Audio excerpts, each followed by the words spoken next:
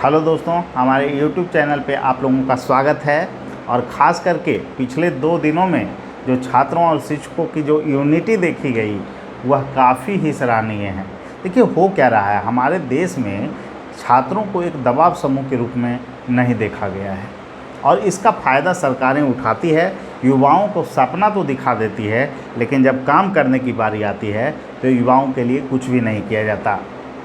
और SSC central level का ही देख लें तो उस पर जो है कि करप्शन के आरोप लगे, बहुत सारे जो है कि आरोप थे उस पर। लड़कों ने मूवमेंट चलाया बहुत व्यापक स्तर पे और जानबूझकर परीक्षा को डिले किया गया, जिससे कि लोगों में हताशा हो और करप्शन को एक्सेप्ट करना छात्रों की मजबूरी बन जाए। पेपर लीक का मैटर एक आयोग से नहीं है, सेंट्रल लेवल पे भी पेपर लीक हो रहे हैं, बिहार में भी विभिन्न परीक्षाओं के पेपर लीक हो रहे हैं, बीएसएससी का परीक्षा का पेपर लीक हो जा रहा है, दरोगा का पेपर लीक हो जा रहा है और सरकार जो है इस पर विराम लगा देती है पूर्णतः।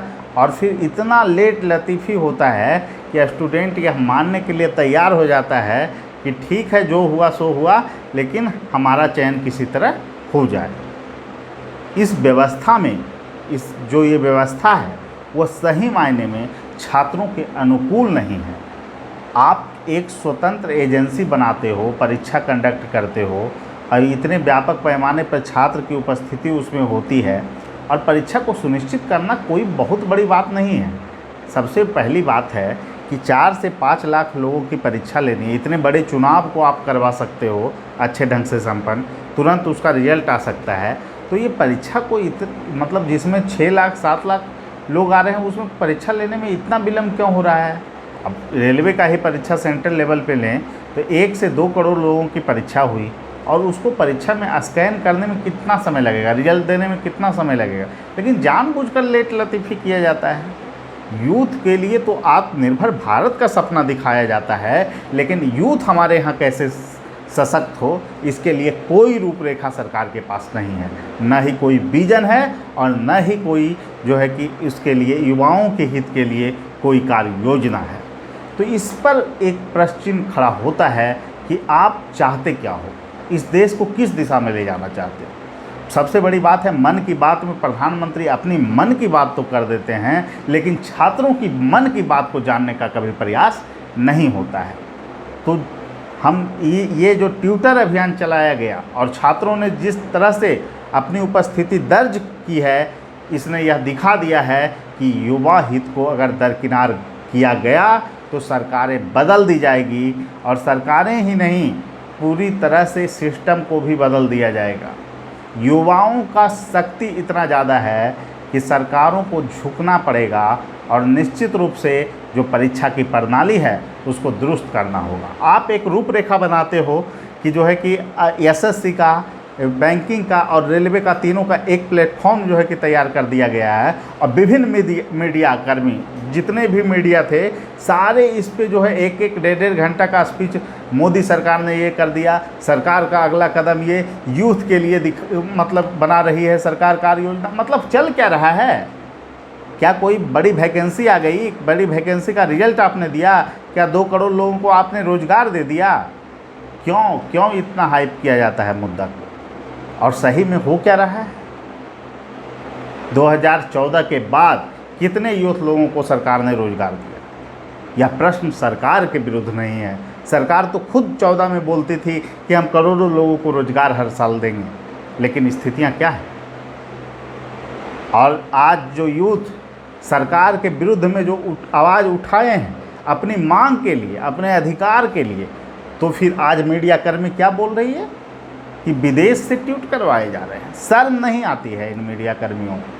और ख़ास करके कुछ चैनल जो प्रो सरकार हो गए हैं, क्या यहाँ के यूथ को सशक्त किए बिना, यूथ को जॉब दिए बिना एक सशक्त भारत का निर्माण संभव है।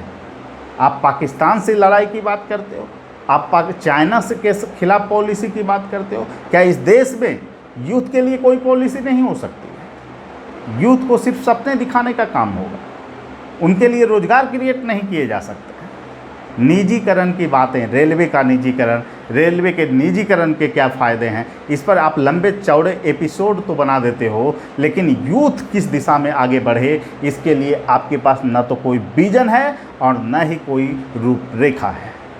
तो ऐसे में आप मीडिया कर्मियों का बहिष्कार होना चाहिए और साथ में जितने भी न्यूज़ चैनल हैं वो सरकार के हाथों बिक गई है, और अगर यूथ एक साथ सशक्त नहीं हुए तो उनको अधिकार नहीं दिया जाएगा, चाहे वो सेंट्रल लेवल का जॉब हो, चाहे वो स्टेट लेवल का जॉब हो। क्या कारण है? बीएसएससी 2014 की वैकेंसी, जिसको जानबूझकर उसमें करप्शन हुए और करप्शन हुआ तो उसको रद्द किया गया। वो भी रद्द इसलिए किया गया क्योंकि व्यापक पैमाने पे सरकार का जो घपला था उसका पर्दाफाश हो चुका था, और उसके बाद बहुत सारी वैकेंसी तो करप्शन के जो है कि चपेट में आई, और उसमें करप्शन भी व्यापक पैमाने पे हुआ। सरकार की एजेंसियां ने माना कि करप्शन हुआ है, लेकिन फिर भी उस बहाली को पूर्ण बिहार में किया जाता है।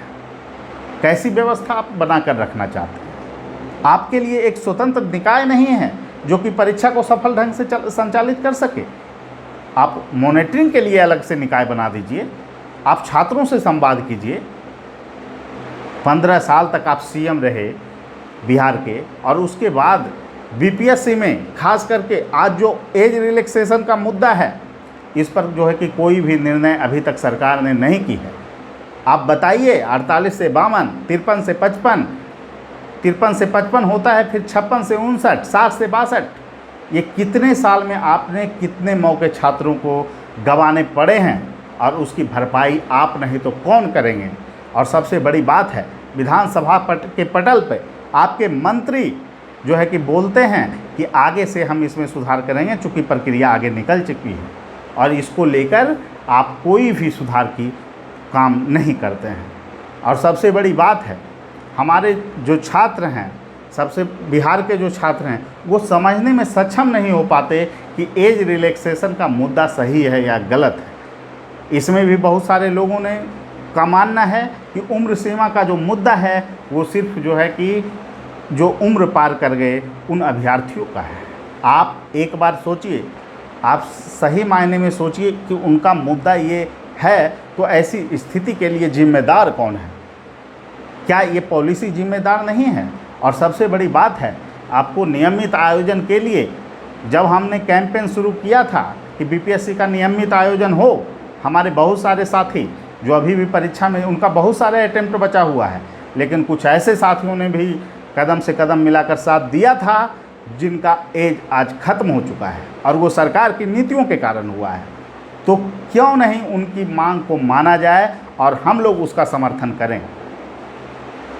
क्या स्वार्थ को पूर्ण करने के लिए जो है कि उनके तर्कों को आप जो है कि तरजीह नहीं दीजिएगा, तो आगे आने वाले दिनों में जो है करप्शन होता रहेगा और कोई आपके लिए आवाज़ नहीं उठाएगा।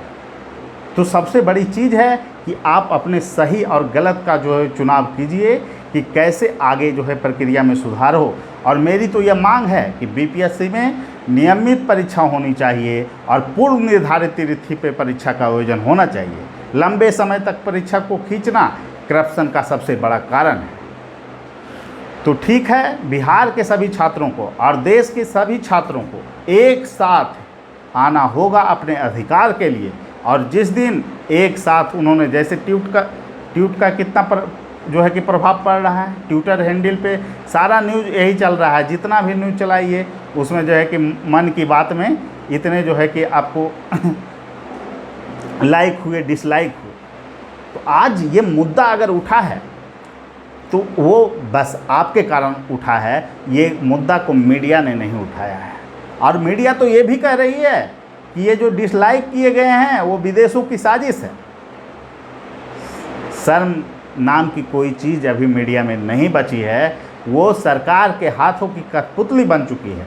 ऐसे में सभी छात्रों को एक होना होगा और सभी शिक्षकों को एक मंच पे आना होगा, छात्रों के अधिकार की बातें करनी होगी, तभी जो है कि छात्रों के साथ न्याय होगा और बिहार और देश को सशक्त आधार प्रदान किया जा सकेगा।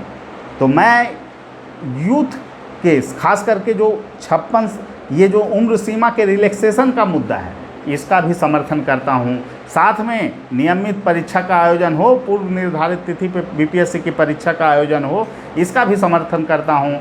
और साथ में बीएसएससी और जो आपका दरोगा की वैकेंसी की जो एजेंसी है, उन सभी में भी नियमित आयोजन होनी चाहिए, पूर्णतः पारदर्शिता होनी चाहिए। और करप्शन का अगर कहीं पे आरोप लगता है तो उसके लिए एक स्वतंत्र जांच की इकाई भी सरकार को गठित करनी चाहिए। और सबसे बड़ी बात है, जो सेंट्रल लेवल पे जो वैकेंसियां हैं उसमें लेट लतीफ़ी नहीं होनी चाहिए। पूर्व निर्धारित तिथि पर अगर परीक्षा का आयोजन हो और एक कैलेंडर के अनुसार परीक्षा का आयोजन हो तो निश्चित रूप से जो है कि युवाओं के लिए एक अच्छा प्रयास होगा। और इसकी मांग हर एक छात्रों की मांग यही है। और देश लेवल पे जो कैंपेन चल रहा है उसका हर छात्र सपोर्ट कीजिए, हर शिक्षक सपोर्ट कीजिए, तभी ही यूथ के सपनों को साकार किया जा सकता है। जय हिंद, जय बिहार।